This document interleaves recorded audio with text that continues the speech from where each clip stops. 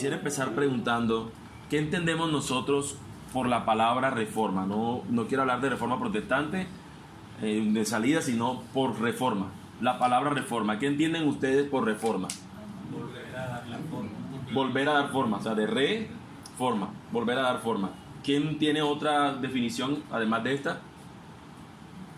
¿O es la más que tenemos con cambiar la forma anterior por una nueva? Ok. Sí, en la primera era como que se mantiene esto, pero le hago un cambio aquí. La otra es como, no, esto hay que quitarlo y poner una nueva, algo así. Bueno, similar es la definición que tenemos de reforma. Debe entenderse por reforma a un cambio planificado por utilidad y conveniencia en un sistema moderado, o a veces a una reversión a un estado original o anterior del mismo. Traduzco eso. Similar a lo que dijeron los hermanos ahora mismo. Este es el término técnico. Esto es lo que podemos entender de esa manera. Volver a la forma previa o simplemente cambiar esto y hacer algo totalmente nuevo, una reforma. Piensen, y es lo siguiente, y es lo que tenemos acá. Perdón, allí. Es lo que tenemos allí. Es como cuando alguien va a hacer una remodelación, una reforma. Voy a hacerle reformas a la cocina. Quitaron los enchapes, pusieron otras cosas, quitaron este mueble, cosas por el estilo. Entonces, eso es lo que significa una reforma. Ahora, teniendo eso nosotros en nuestras mentes, veamos entonces nuestro primer enunciado, nuestro primer punto, y son las reformas que están narradas en las Escrituras. Recuerden que les he dicho que no vamos a ver todas. La Biblia tiene infinidad de esas reformas, de esos cambios que hubo en muchas escenas que encontramos en el Antiguo Testamento, en mucha parte del Nuevo, pero solamente quise hacer mención de tres. La primera es la reforma de Josías. No sé si alguno recuerda a ese rey Josías. En la Biblia hay un personaje histórico que se distingue por ser un instrumento en las manos de Dios para llevar a cabo una reforma religiosa. Ese personaje es el rey Josías, y la historia de él se encuentra en la Biblia, en Segunda de Reyes 23, del 1 al 23, y Segunda de Crónicas 34, del 3 al 7, y el capítulo 35. Josías, como ustedes pueden ver ahí la imagen de un niño, él empezó a reinar cuando tenía tan solo 8 años. Y es hasta que tiene cierta edad, poco mayor, que él descubre el libro del Señor que estaba por allá, sepultado en un lugar en el templo. El rey Josías llegó a ser rey de Judá a la tierna edad de 8 años debido al asesinato de su padre, y reinó por 31 años. A los 18 años, 10 años después, o sea, siendo rey por 10 años, mientras se hacían reparaciones al templo, se encontró el libro de la ley de Dios. Fue llevado ante su presencia por un escriba. El escriba se lo lee y él es confrontado por la palabra de Dios, por la ley de Dios. Y al ser él confrontado, él se rasga las vestiduras a sus escasos 18 años, y ahora él es usado por el Señor como un instrumento para empezar a hacer una reforma espiritual y social y también política, podemos decir, en toda la nación. Empezó a derribar todas las imágenes que eran contrarias al Señor. Él hizo una gran obra reformista, así que podríamos ver allí un ejemplo de reforma. Las principales fuentes de información del reinado de Josías, mis hermanos, son los textos que acabo de decir, pero hay un dato interesante arqueológico, y es que hay una serie de sellos y documentos con la impresión de sus sellos, y estos muestran una evolución al mostrar su nombre. En un principio, cuando él escribía su nombre, habían estrellas, constelaciones y demás cosas allí. Después muestran su cambio, su evolución en su firma, y ya solamente ven el nombre de él. Lo interesante es que él antes adoraba cualquier serie de cosas, y su cambio en la firma es que él ahora se vuelve monoteísta, adorando al único y verdadero Dios. Y aún la arqueología da indicios de eso, da señal de eso, y eso es interesante para tenerlo en cuenta. Ahora, la segunda reforma que vemos en la Escritura es la reforma de Esdras y Nehemías. Recuerden que allí lo que ocurrió fue más o menos un trauma tremendo. Toda esta gente exiliada, es llevada, deportada, y después de 70 años, como el Señor le había prometido, esta gente va a regresar, pero su ciudad está totalmente destruida. Y no solamente la ciudad físicamente, sino que también espiritualmente estas personas habían empezado a tomar de las naciones, de la nación donde se encontraban, pero muy seguramente también de las naciones con las cuales se estaban rodeando, que habían sido también exiliados al igual que ellos.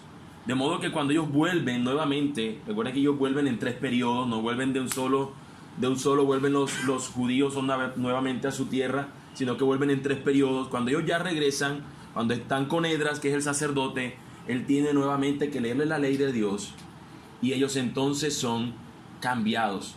Hay una reforma espiritual, una reforma que ocurre porque la palabra de Dios volvió a cimentarse en el corazón de estas personas. Tenemos una tercera reforma que quise mencionar y le llamé la reforma de Jesús. Ahora, no me malinterpreten, no estoy hablando que lo que Jesús vino fue a hacer una reforma y punto. Evidentemente sabemos que la obra de Cristo es salvar a los pecadores. Él vino a vivir la vida santa que tú y yo teníamos que vivir, morir la terrible muerte que se esperaba que nosotros muriéramos, y resucitó al tercer día mostrando que Él había vencido a todas estas cosas, a la muerte, al enemigo, al pecado. Pero nosotros también podemos ver que Jesús causó una reforma espiritual en sus días, y eso ha permanecido hasta el día de hoy en sus hijos, en los que le seguimos, en sus discípulos. Para ampliar esta idea, mis hermanos, leamos la respuesta de Jesús cuando se le preguntó sobre la validez de la ley bíblica. A él se le pregunta en un momento acerca de estas cosas, y él en Mateo 5, 17 al 20 dice, voy a leer el texto: no piensen ustedes que he venido para abolir la ley o los profetas. No he venido para abolir, sino para cumplir. Porque de cierto les digo que, mientras existan el cielo y la tierra, no pasará ni una jota ni una tilde de la ley, hasta que todo se haya cumplido. De manera que cualquiera que quebrante uno de estos mandamientos muy pequeños, y así enseña a los demás, será considerado muy pequeño en el reino de los cielos. Pero cualquiera que los practique y los enseñe, será considerado grande en el reino de los cielos. Yo les digo que si la justicia de ustedes no es mayor que la de los escribas y los fariseos, ustedes no entrarán en el reino de los cielos. Interesante es que en los tiempos de Jesús la ley no se estaba cumpliendo, la gente decía cumplirla, pero realmente había una serie de cosas por encima de ella, y se veía realmente como la ley era, la gente la sentía como gravosa. Y Jesús dice: yo no he venido a quitar esta ley, sino a cumplirla. De manera que podríamos decir que es como lo mismo que habíamos dicho en la reforma en cuanto a la definición. Recordemos que las dos cosas se consideran reforma, tanto tomar algo y ajustarlo, como volver a hacer algo de nuevo de acuerdo a lo que ya estaba, hacerlo nuevo. Jesús no vino a quitar algo, sino que a tomar lo que ya estaba, darle el verdadero sentido y cumplirlo. De modo que el Señor Jesús cumplió eso. Y eso es importante tenerlo en cuenta, porque realmente cuando alguien entiende esto es cuando puede decir y sentirse libre, porque se esperaba que Él cumpliera la ley. Y cuando Él se da cuenta que Él no puede cumplir esta ley, y Él saber que Jesús sí la cumplió, es allí cuando alguien puede descansar en la libertad que ofrece el Evangelio, de saber que nosotros somos llamados a cumplir la ley. Pero si fallamos, tenemos a alguien que sí la cumplió perfectamente, y ahí cuando nosotros vamos nuevamente y nos predicamos el Evangelio, nos arrepentimos y volvemos a creer en esta verdad. Jesús cumplió tanto la ley que tuvieron que buscar testigos falsos para acusarlo, porque no habían quebrantado nada. Jesús cumplió tanto la ley que Pilato no encontró faltas en él, ni mucho menos Herodes. Sin embargo, Jesús hizo esto, y sabemos cuál era la misión que Él tenía: ir y entregar su vida para salvarnos. Para salvarnos fue Él su vida. Él entrega su vida para rescatarnos a nosotros, para que ahora su obra sea contada a nuestro favor. Así que, mis hermanos, habiendo tenido en cuenta esto, hasta los tiempos de Jesús hubiese mencionado también la reforma, o lo que hicieron los apóstoles y cómo fueron transformando, también mencionar a Pablo y todo lo que hizo. Pero ahora quiero ir un tiempo más adelante por cuestiones de tiempo, y vamos a ver la iglesia antes de la reforma. ¿Cómo era la iglesia antes de que ocurriera la reforma protestante? Así que lo primero que quisiera que nosotros viéramos son los que tienen que ver con los concilios. No voy a entrar en ningún concilio en particular, simplemente voy a hacer una mención. Hoy nosotros escuchamos mucho la palabra concilio. Los que tienen algún conocimiento de cristianismo, de evangélicos, de estar hace cierto tiempo en alguna iglesia, han escuchado la palabra concilio, y concilio simplemente, al término de hoy, se entiende como que una iglesia madre de pronto tiene muchas iglesias hijas, y estas iglesias se reúnen y forman un concilio donde están unidas. Entonces, el concilio de X denominación o algo. Pero en estos tiempos particulares, los concilios no se referían a eso, se llamaban concilios ecuménicos. Sé que la palabra ecuménico nos asusta, pero ya voy a decir qué significa cada cosa y por qué se hacía. Concilio proviene del latín concilium, que significa asamblea, un grupo de personas reunidas. Ecuménico significa mundo habitado, de tal manera que era la asamblea de los que estaban en el mundo habitado. Pero ¿asamblea de quiénes? De los cristianos. En ese momento, después de los apóstoles, la iglesia podría decirse de cierta manera que era una sola iglesia. Entonces la iglesia, cuando iba a decidir sobre algunas cosas en particular, se reunía completamente y tenía estos concilios. Entonces en estos concilios lo que se hacía era que la persona de pronto decía, mira, por ahí hay una persona que está diciendo que Jesús no es Dios. Entonces, ¿qué decimos nosotros si vemos que en la Escritura o vemos que los apóstoles nos enseñaron que Jesús era Dios? Entonces de repente ellos se reunían y empezaban a hacer una serie de tesis y una serie de cosas para defender la fe y decir Jesús sí es Dios. De repente se levantaba alguna otra creencia, y estos concilios, cuando la iglesia era una sola, cuando la iglesia mantuvo la verdad y estuvo junta, ella empezó a hablar acerca de estas verdades y se hicieron estos concilios. Después de este concilio, mucho tiempo después, recuerden que estoy haciendo simplemente un avance para llegar a la Reforma, la iglesia era una sola hasta este momento, tenía estas unidades, estos concilios ecuménicos para tomar decisiones acerca de las verdades y de la doctrina. Pasa algo mucho tiempo después, que el siguiente punto, y es el cisma de Oriente, una separación, como vemos en ese dibujo. El cisma de Oriente y Occidente, como algunos también lo llaman, o el Gran Cisma, fue algo que ocurrió en el año 1054 después de Cristo, donde el máximo jerarca de la Iglesia Católica en Roma, que realmente era el obispo en Roma, se separa, tomando él, diciendo que él debe tener el poder de toda la iglesia, él debe ser el máximo jerarca. Pero también existía otra iglesia que era muy fuerte y grande, que era la iglesia en Constantinopla. El obispo en Constantinopla, recordemos, era una sola iglesia, pero cada iglesia tenía un obispo particular, principal, dentro de cada lugar. El obispo en Constantinopla dice, yo no vamos a permitir eso, y la iglesia termina separándose. Ahora entonces hay una iglesia en Oriente y hay una iglesia del lado de Occidente. La iglesia de Occidente, con sede en Roma, empieza a llamarse nosotros somos los católicos porque somos universales. La iglesia en Oriente empieza a llamarse nosotros somos los ortodoxos porque somos lo de la doctrina recta. Entonces empieza a separarse la iglesia. Hasta ese momento antes era una sola iglesia, tenía muchas fallas, no vamos a entrar en esos detalles, pero la iglesia seguía siendo una hasta que se separa. Después de ese cisma de Oriente, la iglesia católica ahora, lo que este hombre quería de ser el máximo jerarca, ahora él lo era, pero de Occidente y de alguna parte de Oriente, menor. Pero ahora él se convertía se erige como el máximo emperador. Desde el año 1054 ahora él está solo, como lo que nosotros hoy conocemos, ¿no? El Papa. Ahí ya se estaba formando. Así que nosotros tenemos en el siguiente, es la iglesia antes de la Reforma, justo antecito de la Reforma, los momentos previos, lo más cercano a la Reforma. La Reforma fue en 1517. Ahora del 1054 vamos a ir avanzando unos siglos hacia adelante. Nosotros nos vamos a encontrar que en la era medieval ya este asunto estaba terrible. Ya estaba más terrible. Nosotros podemos ver, y lo que voy a analizar son dos personajes llamados, uno Juan Hus y el otro es Wycliffe. Entonces, primero quisiera mencionar a Wycliffe. Wycliffe era un erudito, John Wycliffe era un maestro en Inglaterra, y él les enseñaba a sus estudiantes cómo morir por la fe. Ahora, uno cualquiera diría, oye, pero este tipo está loco porque va a enseñar acerca de morir por la fe. Bueno, porque él descubre las verdades en el Evangelio, y la fe en su época era totalmente lo contrario a lo que decía la Escritura. El Papa ya no se veía más como un líder religioso, realmente era un líder político. Un líder, ya de hecho habían pasado muchas cosas terribles, ya había ocurrido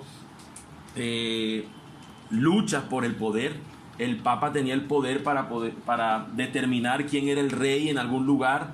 Aquí yo quiero este rey porque le convenía, para poder seguir manejando el poder en determinados lugares. De modo que ya la figura de este Papa no era una figura meramente religiosa, era una figura como de un emperador político, un emperador que podía y tenía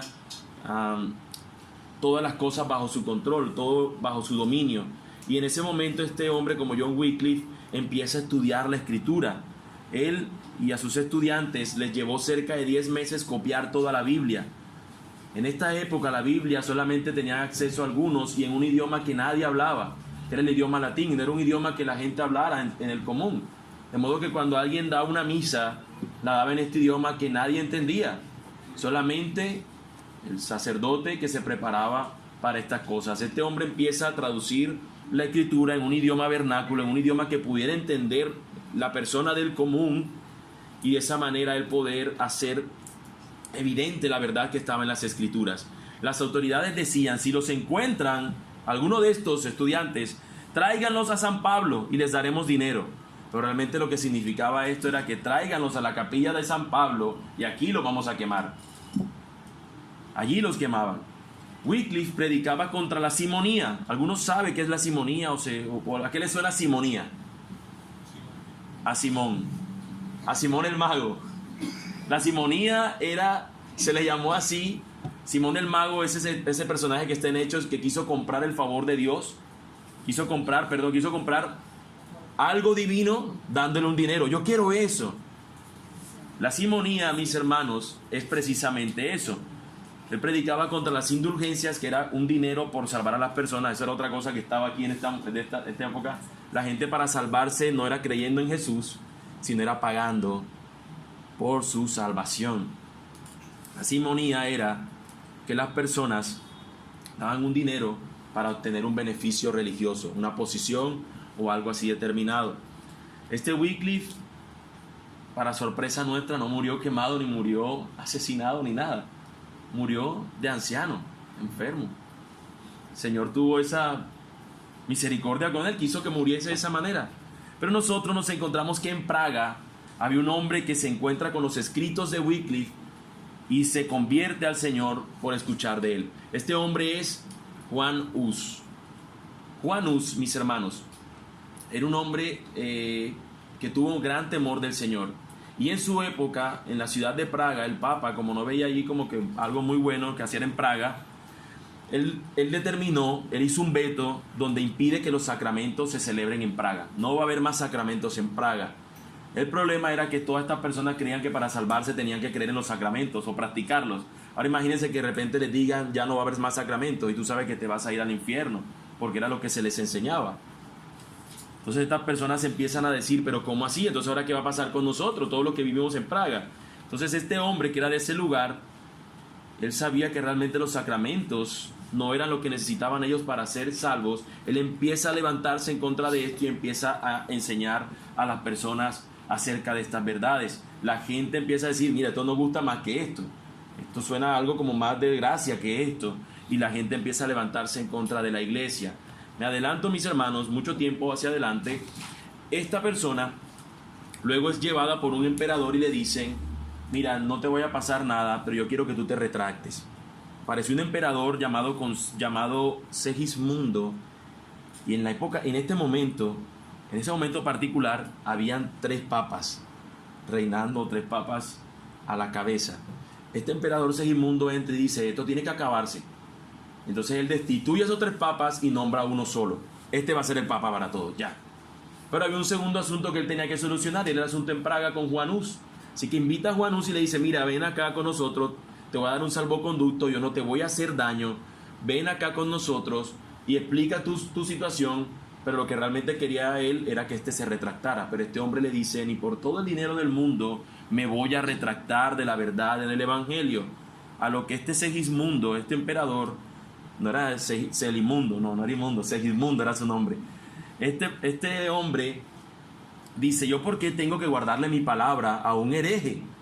Fueron sus palabras, y termina llevando a la muerte a este hombre tan valiente como Juan Hus. Ahora, algunos de ustedes habrán pensado el por qué yo he colocado esa imagen de un ganso allí, como que parece que esa imagen fuera una preselección y de repente, se le escapó a Ángel no poner una imagen ahí en la diapositiva. No, la puse con este sentido y quiero leerlo literalmente.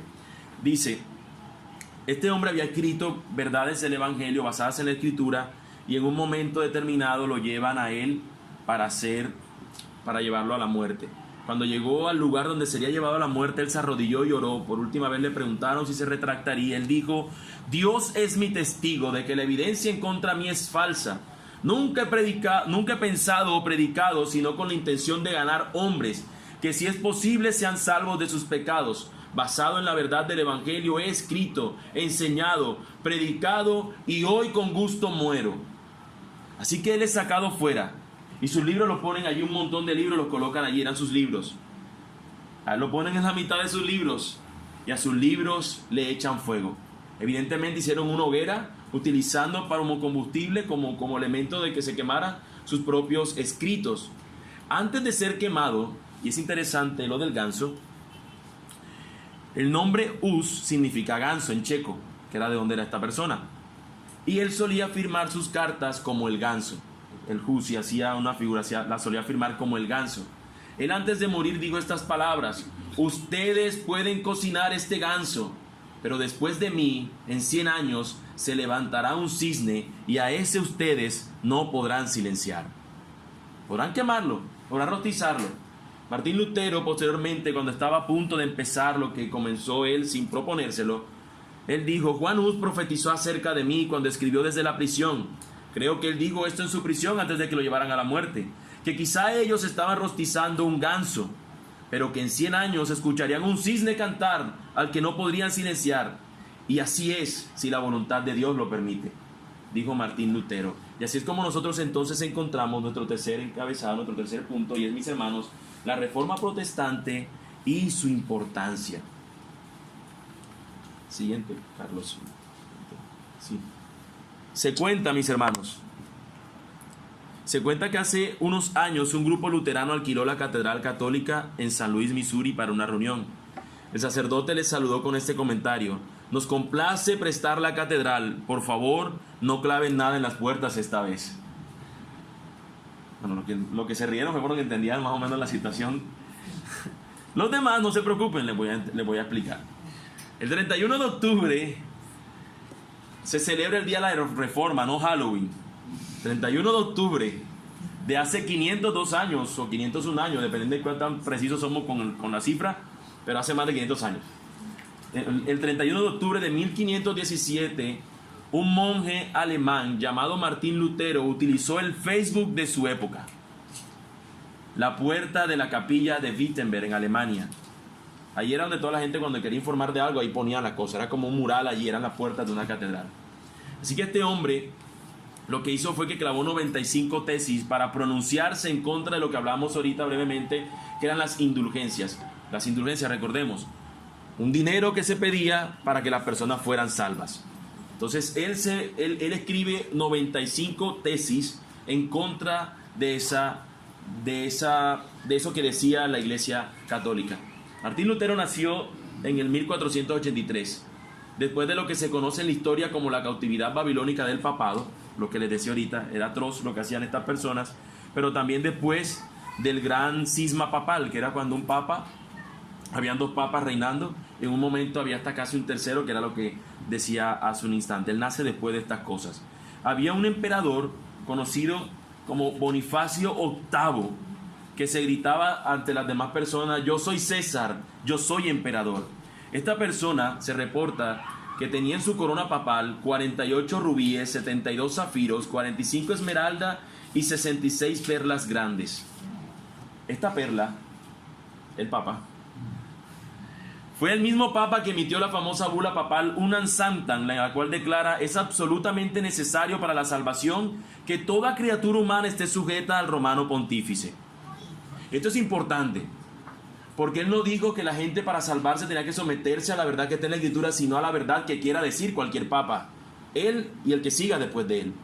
De modo que cada vez que ellos decían: ahora queremos indulgencia y vamos a pedirles indulgencia, la gente decía: ¿por qué? Porque ya el papa estableció, porque el Señor se lo reveló en alguna forma extraña, le reveló que para la gente salvarse necesitan indulgencia. Y cuando él establece esto, empieza de allí en adelante el caos que empezaron a ver estas personas, esos abusos y excesos, no solamente en cuanto a estas cosas de la salvación, sino también en cómo vivían estas personas. Así que la reforma se genera en este ambiente de promiscuidad, porque los papas eran promiscuos, porque había un ambiente de revolución sexual en cuanto a que vivían desenfrenadamente en todas estas cosas. Y este movimiento, mis hermanos, se desató en el 1517, como dije ahorita, con cuando esta persona va a la puerta y escribe allí sus 95 tesis. Él nunca pensó que eso iba a pasar. Él realmente lo que pensó fue: voy a escribir esto porque esto no puede pasar aquí. Y él lo escribe. Pero, providencia divina, ya existía la imprenta. Y cuando él escribe eso, la gente viene y lo toma, lo lleva a la imprenta, lo empiezan a imprimir, empiezan a producirle masa y lo regaron rápidamente, cuando de pronto todo el mundo ya conocía este asunto de lo que él allí decía. Por eso nosotros, mis hermanos, hemos hablado a esto que es importante para nosotros, el conocer esta verdad acerca de la Reforma. El proceso histórico de la Reforma ha sido descrito como el movimiento más grande del Espíritu de Dios desde los días de los apóstoles. Y ha sido descrito también como la recuperación más importante del Evangelio desde los días del Nuevo Testamento.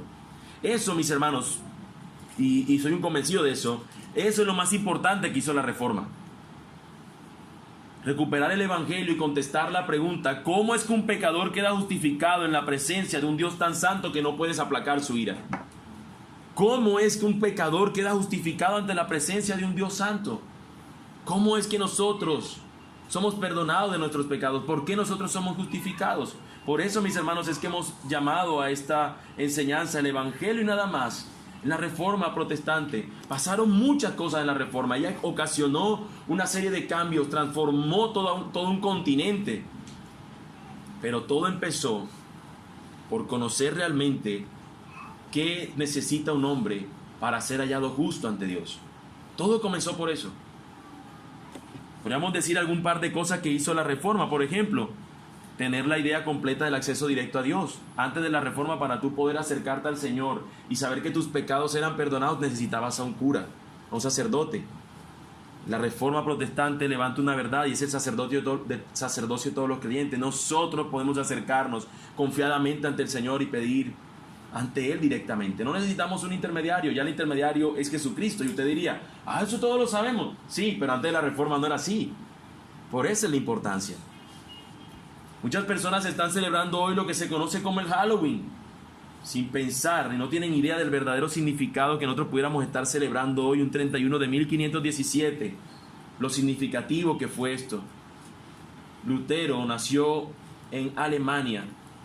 Simplemente voy a hacer una mención rápida porque se me va a ir el tiempo, pero él un día simplemente, su papá era un hombre humilde y quiere que él se convierta en un profesional. Él empieza a estudiar la carrera de Derecho y estando un día en el camino, un rayo casi lo mata.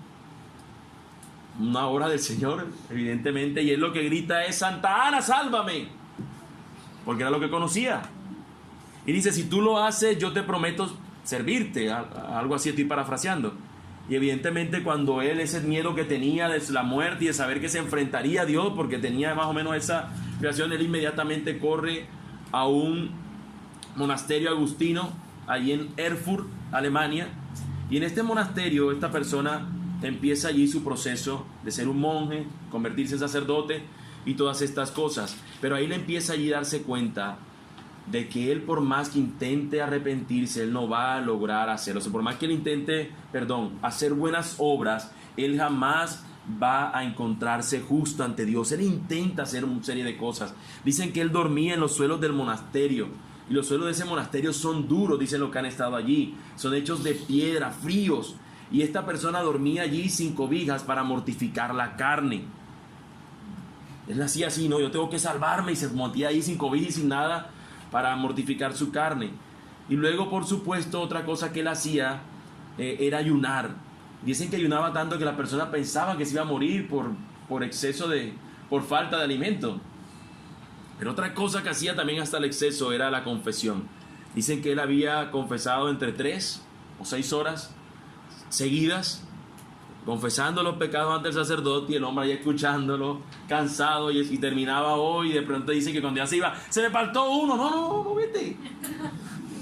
Hasta que llega un momento que dicen que una persona, un profesor, estaba tan molesto que le dijo: Lutero, la próxima vez que vengas, ven con un gran pecado, como el asesinato y el adulterio, pero no todos estos pequeños pecados. Porque al igual que esta persona, y quizás muchos de nosotros hoy consideramos que hay ciertos pecados que sí merecen confesarse ante el Señor, pero otros, estos son pecadillos, estos no. Lutero era un mejor teólogo que sus contemporáneos. Comprendió que la cuestión no era si el pecado era grande o pequeño, sino si había sido confesado, abandonado y perdonado, porque sabía que el más pequeño de los pecados lo borraría delante de Dios para siempre. Así que, mis hermanos, este hombre descubrió estas cosas. Algo interesante, mis hermanos, es que en el monasterio de Erfurt, y es simplemente un detalle, hay una losa allí. En realidad es la lápida de una persona llamada Johannes Zacarías. Ese hombre, Johann Zacarías, fue una persona que hizo mucho para que Juan Hus, el ganso, muriera. Una persona que hizo todo lo posible buscar fundamento para que Juan Hus terminara siendo quemado. Y alguien dice con humor lo siguiente: tal vez en el concilio de Constanza, Hus miró a Johannes Zacarías y le dijo: algún día habrá un reformador que sacudirá la iglesia en los cimientos. Y tal vez Johannes Zacarías dijo: sobre mi cadáver. Y lo curioso de porque esta era la tumba donde estaba el hombre, y ahí era donde Lutero oraba todos los días para que el Señor le perdonara sus pecados. Esta persona necesitaba realmente libertad, necesitaba esperanza, necesitaba hallar algo que el Señor le dijera. Más adelante les he invitado a enseñar la Biblia, y ahí es cuando él descubre, mis hermanos, leyendo el Salmo 22, era un sacerdote que no leía la Biblia, curioso. Dice: Dios mío, ¿por qué me has desamparado? Lutero se dijo: ¿por qué Jesús mismo experimenta lo que yo estoy experimentando? Un sentimiento de alejamiento, un sentimiento de ser cortado de Dios. Estas enfermedades del alma con las que estaba lidiando Lutero, siente que Jesús las vive.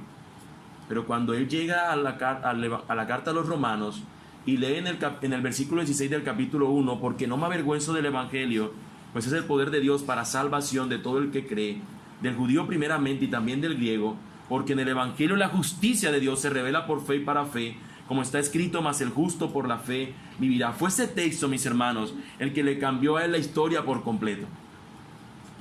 Y piensen ustedes, mis hermanos, no sé ustedes cómo se sienten, no sé ustedes cómo han visto, cómo fue su proceso de conversión, pero para Lutero dice: cuando comencé a ver que hay justicia que se recibe por fe, y yo recibo esa justicia, fue como si entrara por las puertas del paraíso. Y yo creo, y estoy convencido, seguro de esto, que la razón por la que nosotros no sentimos el mismo peso de liberación que sintió Lutero es porque nosotros no nos consideramos pecadores. Es porque pensamos: pecador es otro. Una persona que entiende la condición de pecador que él es, el pecador que él es, cuando ve la realidad del regalo de justicia que el Señor le hace por medio del sacrificio de Cristo, esta persona puede decir: gracias, aleluya, cuán glorioso intercambio es que tú hayas tomado mi lugar, el lugar que era mío. Lutero básicamente dijo: oh Jesús, yo soy tu pecado, tú eres mi justicia. Cuando Jesús murió en la cruz, obtuvo lo que no merecía nuestro pecado. Nosotros, en cambio, tenemos lo que merecemos: su justicia. Mis hermanos, adelantándonos en el tiempo, Lutero empezó a cambiar todas las cosas de su época, no porque él quiso, fue porque él hizo un descubrimiento que yo creo que más de uno de los que estamos acá tenemos que hacer: descubrir nuestras escrituras, descubrir las sagradas escrituras, ir a ellas. Lutero esto no le vino como una revelación del cielo. ¡Plup! Se le cargó una información como cuando vemos Matrix: quiero manejar el helicóptero. ¡Plup, plup, plup! Le cargó la información. No, a Lutero eso no le llegó así. A Lutero le llegó porque fue a la escritura y fue convencido por ella. Lo mismo que sucedió con Josías, lo mismo con Esdras y Nehemías, lo mismo que el Señor Jesús hizo cuando trajo de nuevo la ley y le dijo: esta ley vengo a cumplirla. Lo mismo que hizo el apóstol Pablo cuando recogió todas estas verdades. Lo mismo que hicieron estos otros reformadores o estos prerreformadores. Lo mismo que hizo Lutero, mis hermanos. Nosotros debemos ver que lo que realmente cambió el corazón de estas personas fue el hecho de que alguien volviera nuevamente a las Sagradas Escrituras. Nosotros encontraremos muchos más detalles acerca de la Reforma Protestante, acerca de que hay unas 5 solas que nos hablan una verdad, pero esas 5 solas resumen, o podríamos decir que nos resumen lo que es el Evangelio. Como les dije en un principio, mi intención, mis hermanos, no era poder dar todos los detalles acerca de la Reforma, sino ver cuán importante es ella o fue lo que ocurrió en ese día, hace cerca de 500 años. Pero que realmente nosotros podamos ver lo que es una reforma o por qué es la importancia de la reforma en nuestros días, y es nuestro último encabezado, y lo diré rápidamente. Hoy en día la iglesia se encuentra nuevamente en la necesidad de una reforma, y nosotros volveremos o debemos volver a protestar.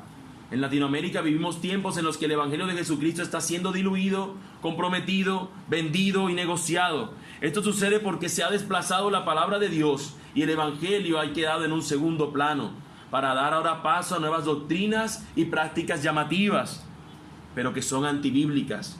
Por tal razón, la iglesia de hoy y sus líderes tienen la responsabilidad de pararse en la brecha y defender nuevamente lo que debe ser su centro de gravedad: la palabra de Dios, su glorioso evangelio. Solamente así, mis hermanos, solamente así podremos tú y yo cambiar o impactar a nuestras generaciones con la verdad, con el poder y para la gloria del Señor. Es el deseo, mis hermanos, como dije en un principio, que nosotros seamos exhortados a contender ardientemente por la fe que de una vez y para siempre fue dada a nosotros. No podemos ver la reforma como un hecho aislado que de pronto algunos, son los reformadores, son los calvinistas. No, es un hecho que marca una pauta de que la iglesia siempre ha sido sostenida por la verdad de la palabra, y el Señor en ese momento histórico lo hizo, pero que en tu casa quiere hacerlo también, y solamente si tú y yo tomamos la palabra como lo que debe ser. En nuestros hogares debemos abrazar esto, que la palabra de Dios sea la fuente que alimenta todas nuestras vidas, que Cristo sea la roca de nuestro hogar, la roca de todo hombre, de toda mujer, de todo niño. Cristo es la piedra angular, y nosotros, es nuestro ruego que también lo sea de nuestras familias. Ese es nuestro momento, mis hermanos. Despertemos. Todo movimiento de reforma, todos los que vimos, todo movimiento de avivamiento espiritual comienza con una persona que, siendo sensible al Espíritu de Dios a través de su palabra, está dispuesto a ser parte de la solución. Podemos apreciar que cada reformador, todos los que vimos, son personas que tan pronto fueron expuestos a la palabra, se arrepintieron y empezaron a actuar en obediencia a su palabra. Esos movimientos de reforma también involucran a todos aquellos que están alrededor de estas personas y juntos empiezan a poner en práctica todo lo que Dios ha revelado en su palabra. Termino con esto, mis hermanos. No puede haber una reforma espiritual donde la palabra de Dios está ausente. No puede haber. Si no está la palabra, todo cambio será solo estético, será solo emocional, será temporal. Que Dios siga levantando hombres, mujeres, jóvenes, iglesias, ministerios sensibles a su palabra y dispuestos a llevar a cabo los cambios necesarios para la gloria del Alfa y Omega de nuestra salvación, Jesucristo, nuestro Señor. A Él sea la gloria, mis hermanos.